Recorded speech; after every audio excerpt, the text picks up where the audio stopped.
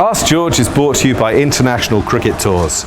International Cricket Tours have decades of experience right around the world. If you love cricket, if you love travel, contact International Cricket Tours. We're in front row formation tonight. We've just watched the third day of the third test between England and Sri Lanka at the Kia Oval. We have pumped George Turbervill full of vitamin C after his cold yesterday. He is back for Ask George. Beautifully done. Thank you. We'll come out of front row formation now. Oh, okay. To read the questions. Fine. We could ruck later. I am loose head and you're tired, aren't you? Yeah. Okay, Mike asks, England's batting has been incredibly arrogant. I almost hope they lose. Would that make them realise that there's a line between positive and reckless? Where's the regard for their wicket? I don't love the word arrogant. I'm not sure it's quite the right word. Do you want to have a go? So the whole the kind of existential crisis cricket has at the moment when you talk about different formats and the way it's played is how much do you value a wicket, right? 'Cause traditionally, keeping your wicket is the most valuable thing in the world. Where Baz has obviously come in and be like, actually, I think you're overvaluing it, lads. It's kind of entertaining, but then you're going to get days like today where it's going to go all sorts of weird ways. I wonder if when India arrive next summer and then they go on to Australia, if actually they might think we probably need to value our wicket a little bit more, because what happened today could happen a few more times in the next 18 months. I had a terrible moment of clarity this afternoon. There's just a hint of David Brent about England. They're not content with just being good at something. They want to be chilled out entertainers, don't they? Do you remember a couple of years ago they were talking about being rock stars? Yeah. I don't want them to be rock stars. If I want to go to rock stars, I'll go to festivals, yeah? But I want them to win cricket matches, and they have won quite a lot of cricket matches, but it seems to me that I really enjoyed the days when Jonathan Trott ground Australia's noses in the dirt. I really enjoyed the days where Alistair Cook batted for a week at a time, how it seemed, and Graham Swan bowled dry as all hell, and Jimmy Anderson was mean. I don't know that entertainment just comes in the form of 4s and 6s, but increasingly I feel out of time and as if I just don't recognise what's happening. But I didn't mean to have a word with you about that, actually. Sorry. I don't love the word arrogant because I'm not sure that's what it is. I don't think they're arrogant, actually. Hubristic? I don't think it's the same thing, maybe, but they're trying to be something they're not. They're not happy just to play cricket and win. They want to impress us with something more than that, and I don't think it's necessary. Is it all about Joe Root? Is it all about actually everyone can do what they want? We got to protect the asset, which is Joe Root. He's the person who's going to win us the games, and everything else we get on top of that. So he got a good ball, didn't he? Yeah. Fair play, that could happen, you know. Actually, I thought Sri Lanka seized the moment quite well when England gave them an opening. I thought Sri Lanka bowled really well for an hour or so there. But what's weird for me is that they've just had a couple of weeks of watching Joe Root bat masterfully, yeah? And they seem to think, I know, I'll do it completely differently. Which is alludes to your question, Yeah. really, doesn't it? I mean, it's an age thing, isn't it? We're the odd, and I miss the days when Geoffrey Boycott would have scolded Ben Duckett for the shot he played. But so would Andy Michael Flower. Vaughan. So would Andy Flower. I was thinking, how would Andy Flower's coach have reacted to this batting? You see, Ben Duckett was caught a mid-on, and Dan Lawrence, that innings was bizarre. It was schizoid, wasn't it? They were both out playing massive shots in the first 12 overs of an innings. I feel a bit sorry for Dan Lawrence. Probably brain scrambled a little bit. He's thinking it's my last chance as opener. It's day 3. Yeah, I had time. What's the hurry? He had time. Yeah. Look, I'm Maybe sorry, they got confused until it's Sunday. Does he not feel he has the technique to survive for a long time?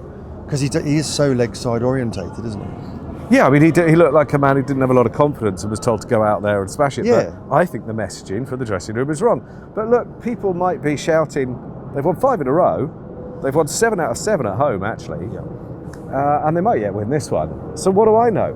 But I feel that the messaging is naive and that actually better sides are going to punish them for this sort of... India and Australia will punish them, yeah. Well, we'll see. Like that. That's what we fear, isn't it? Yeah. Yes. Yeah. Okay, Nishan Sapkota asks, where is the so-called refinement in England's batting, which Baz was talking about? Well, it's like he corrected that before this game. Yeah. He said, were you at that presser? I was not. Okay, so he basically said, no, I didn't mean anything about scoring more slowly or anything like that. I meant refinement of personalities. That sounds quite sinister, isn't it? So he meant getting rid of the 3 or 4 players they've got rid of and bringing in new people. He also said refinement of bowlers with ammunition. And Josh Hull, I quite admire the selection of Josh Hull. I think you could obviously see the raw material. He looks like a guy who should be playing Championship cricket and Lions cricket, doesn't he? He looks like a really, really exciting prospect. I remember a few years ago when they brought Cameron Green into the Australia team, and I saw him and I was like, he's a bit raw. And now you look at him and he looks like a real good cricketer. And I kind of see shades of that in this selection as well, because you kind of think he looks quite raw, but you can kind of see shades of.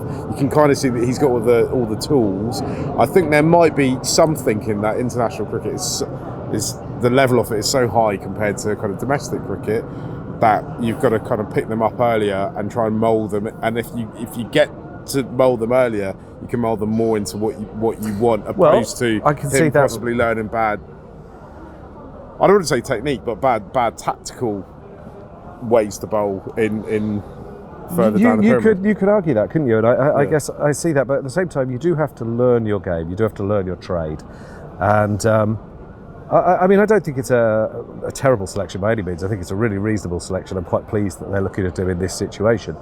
But just generally, England seem to want to take shortcuts to success. Bypass. Is it a bypass shortcut, the championship? Isn't that what everyone else is doing? I don't just mean selection.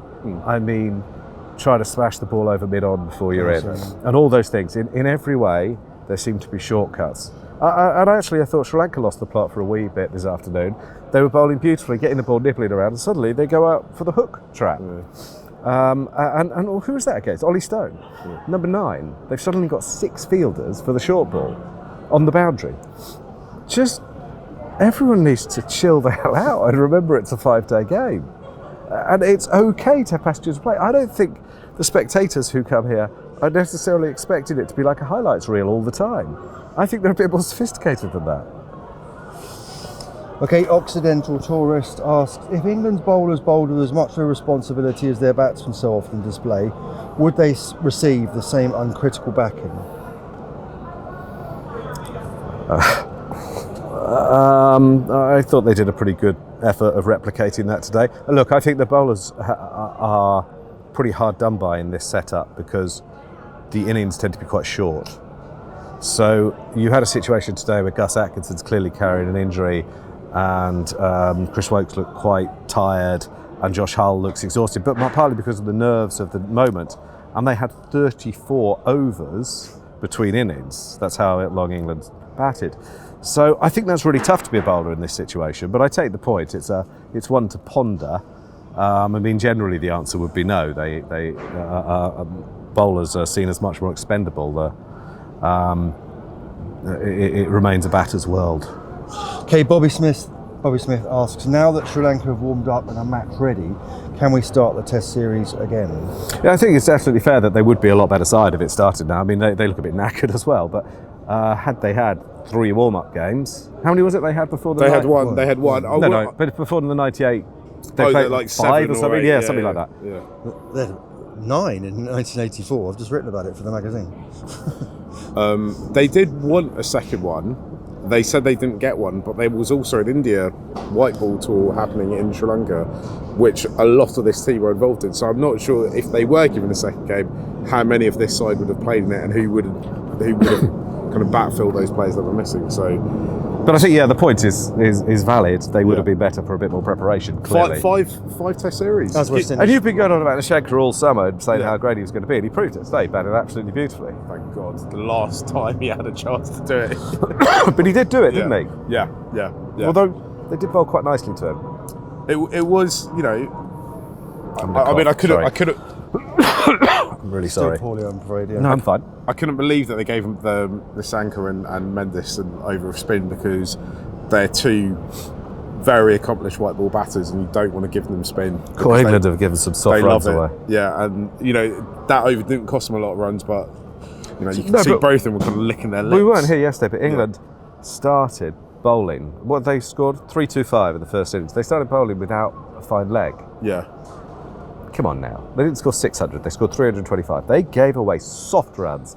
And then they didn't want to come off because they want to be all-round chilled entertainers. So they both spin for a bit. And Sri Lanka milk them like they were Frisians. It was soft cricket. And that still matters, you see. I don't think it's unentertaining to be mean and to think, I'm going to bowl. I hate giving away runs. I hate being out. That's all right, isn't it? Yeah. But it doesn't seem to be. Doesn't seem to be. All we think about is taking away. It doesn't matter about conceding runs. I think it does. With this series, going into the final, what should be, I assume, the final day of it, there's two kind of trains of thoughts on what's happened so far. There's one train which is England have absolutely hammered Sri Lanka. Sri Lanka aren't quite competing. And there's another one which a lot of Sri Lanka fans are holding dear to their heart, which is actually the difference in both those matches has been a couple of individual performances. For all the news and all the best analysis, subscribe to The Cricketer now for just £3.99 a month. Let me bring Jack Rawls' question here, because for you, should Sri Lanka win this, which I hope they do, what will it do for the Sri Lankan team/game? In terms of the game, I don't think not a huge amount will change. Sri Lanka's a very well-developed cricketing nation. There's cricket everywhere there. It's possibly the most cricket place on the planet. In terms of being a memorable victory that they'll talk about ad infinitum till the end of time, then it will definitely be right up there, right? Because we kind of did look dead and buried when at the end of our first batting innings. And I think Sri Lanka's a country and a team that works a lot of momentum, and we saw that they got early wickets and one brought two and so on and so forth, and they came in and batted super aggressively as well, and that might change the mindset. They do have a series with New Zealand starting in about 10 days time at home, so they'll go into that full of confidence as well. Might be a bit frustrating just on the fact that it shows what could have happened with a better warm-up period, maybe. Yeah. But I also think, Sri Lanka are professional. They are professional cricketers. They're experienced cricketers. They should have played slightly better in those games. There's points in those games where they let England take the game away from them. It was 102 for 6 or 7 in Manchester in the first innings. You do not win many tests for that situation. Yeah. Okay, Keshav Huria asks, did Dan Lawrence try to bazball himself into some form, or did that ill-judged knock take him off the plane to Pakistan? I don't know whether he's on the plane to Pakistan or not. I suspect that he's shown willing. He's a good fielder and he can bowl a bit, so he'll be there or thereabouts. Whether he makes it or Jordan Cox, I don't know. I feel bad for him. He's better than he's shown. He batted out of position. I think I said in the last game, I think his mind looked scrambled. He looked like a talented... it was a bit of a slogging innings today, wasn't it? He's better than that. He did play two special shots, actually. Beautiful shots. He played several. Through point for 4 and the 6 over long off. But yeah, he did. Yeah, he was but I mean, just look at the dismissal. Right. I mean, say again, it was day 3 of a test match. Yeah. He came down the pitch and gave himself room. I find it puzzling. But this is what I say. I think the messaging from the dressing room is naive and unhelpful. I think it's black and white, and the world is full of nuance. It's part of the problem. And obviously, I don't cover this from an England fan, but it's part of the problem that it's this message that we want to win the Ashes, we want to beat India at home. We want to save Test cricket. We want to save Test cricket, and because of that, you're trying to do everything, and actually, what's going to end up happening is it's all going to end in tears. You're not going to do anything. Yeah, well, that is a possibility, but they might yet pull it off. They've got ammunition. They have, to use that word. But the other thing about creating this environment where there's a no blame culture and no criticism, and they're all confident, sometimes a bit of insecurity isn't such a bad thing. Sometimes a bit of humility isn't such a bad thing. It's what makes us reflect and work harder and maybe try and be better next time. Yeah. And the idea that it doesn't matter when you're out and all that stuff, I don't know. It's alien to me. And surely a good coach can impart information without bullying a player, without making them feel 1 inch tall. Look, Brendan McCullum's obviously very good at making players feel confident, and that's brilliant. But I don't mean that lightly, it's a skill. He has something about him, an aura even, which can inspire, and that's really, really good. Ultimately, it's competence that breeds confidence. Yeah. And you do still have to have technique, and you do still have to work hard. And I think they're taking shortcuts. Yeah. And I think they've played against some quite modest opposition, admittedly in the Sri Lankan case, opposition that wasn't thoroughly prepared. And it's fine, George. We're close enough now. You can call them rubbish if you want. Well, they're not rubbish. That would be nonsense, wouldn't it? It would be very, very simplistic. But, there were some... that West Indies side has obviously fallen a long way over the years, hasn't it? Without being too damn big, yeah, as you say, we've got Joe Root, we've got Harry Brook, and we've got a very, very special talent in Jamie Smith, who played a beautiful knock. Just on that, you got 60, yeah? He hit it really well. It was 60. It wasn't 160. It's not 60s at twin tests. Just the quality of the stroke. Oh, he played beautifully. Scintillating, loads of players. I mean, he hits the ball beautifully. It was 60. I don't know if you guys were listening to the TV commentary when he was batting, but Ricky Ponting was losing his mind about how Sri Lanka were set up to field against them, because he wanted Sri Lanka to have everyone out. I think he just wanted one slip and something gully, and everyone else out on the boundaries. Because he thought he'd play the shots anyway. Yeah, because he was like, just try and stop him as much as you can, get in the boundaries. I think it's a really interesting that Ricky was so angry about it, because obviously in some ways started to put doubt into the heads of various Aussies at this point. Interesting. That is interesting. I would say that he came at the bowlers and he was real tough to bowl to for a few minutes there. Yeah. And there had two he was splitting the fielders. Yeah. Deliberately. He's very, very good. I just wish they were hungrier. As I say, I don't think 60s win many tests. Yeah. Okay. I mean, they did the last one. Joe Root 2 tests ago hit a 60 and it was match winning. So. Okay, so last question. DB Kate asks, England were only able to bat 34 overs in their second innings at home with a familiar ball. I don't suppose Australia and India are quaking in their boots. I think that's a rhetorical question. Well, no, I think she wants us to answer it, I expect. Thanks for asking it again with the hashtag, and I hope you're well, DBK. I don't suppose they are either. I wondered today, what Pat Cummins would be thinking, or Andrew McDonald, if they were watching this. I think there are some aspects of England's play that will make them respectful. England are committed, they are brave, and they have got weapons with bat and ball. Bat in particular, they're going to come hard at Australia, and there will be passages of play where it comes off. I just think they need to add a wee bit of nuance if they're going to win. I think it's set up to be an absolutely great series. There's a pretty telling bit in the test, the Amazon series, when Joe Root apparently told Nathan Lyon, we don't do draws, we're in the entertainment business, and they're in the dressing room all sort of laughing. I mean, that's when you say, I wonder what Pat Cummins is thinking. I think we've already seen it on. I don't know. I think that stuff's just propaganda. Right. Okay. I think the whole entertainment business thing is quite interesting, because I do think it's quite different when you are playing in 20,000 people here, 30,000 people at the Oval on a quite exciting Sunday of Test cricket, and then suddenly it's Boxing Day. You're at the MCG. There's 90,000 screaming Aussie fans baying for blood. That's like, it's kind of like going from a village ground into the Coliseum, isn't it? Do you think? Yeah, I do think a lot of what Baz is trying to do is trying to get them mentally prepared for that environment, because I think so many times you've seen the England teams get to Australia and absolutely fall apart because it's not playing at. It's not playing at No, it is. It is absolutely extraordinary. I found it shocking. So wild. So they were chanting really. I was amazed how hostile it was. Yeah. Genuinely, and I'd heard for years. But you do have to experience it. I mean, even you get there and you give them your passport, and they're like, "I heard you guys are pretty ordinary," and that was my New Zealand passport. So it's a brutal environment, but I don't think they'll be cowed by that. To be honest, okay. I don't think a Stokes team will be particularly worried by that. You were saying that test is propaganda, but yeah, I do, then say about Brisbane, and England drew that test and went on to win the series. And if they are thinking the draw isn't part of Test cricket anymore, part of their arsenal, they're wrong, aren't they? Oh, but not just that draw. What about the draw at Cardiff? Well, exactly. Draws can be marvellous. So draws are legitimate. And they're fun. They can be fun. Yeah. It's not. I think the audience is more sophisticated than they give them credit for. As I say, they want to come out and dance like David Brent, and England are quite happy for them. Sorry, the crowd, I think, are happy for them to win.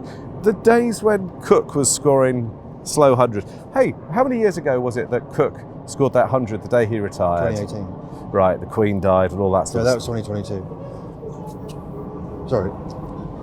Cook retired against India in 2018.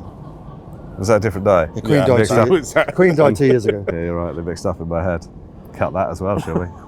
No, sorry. Yeah. I'm not a well man. You finished? I am absolutely finished. Just to say, I meant to say earlier, I interviewed John Lever about Josh Hull, fellow Southpaw, England left arm quick. So go to the Cricketer website to read John Lever's thoughts on Josh Hull. It's just £3.99 a month. It's Great value. It's £8 for an ice cream here And the today. magazine as well. Don't forget to subscribe to the Cricket magazine. £8 for an ice cream. Oreo. It is Oreo, but you know. Anyway, It's Oreo, not gold. okay, we're rounding up here of day 3, and these two gentlemen will be back tomorrow to discuss what is envisaged to be the final day of the final test of the 2024 men's summer at the Kia Oval.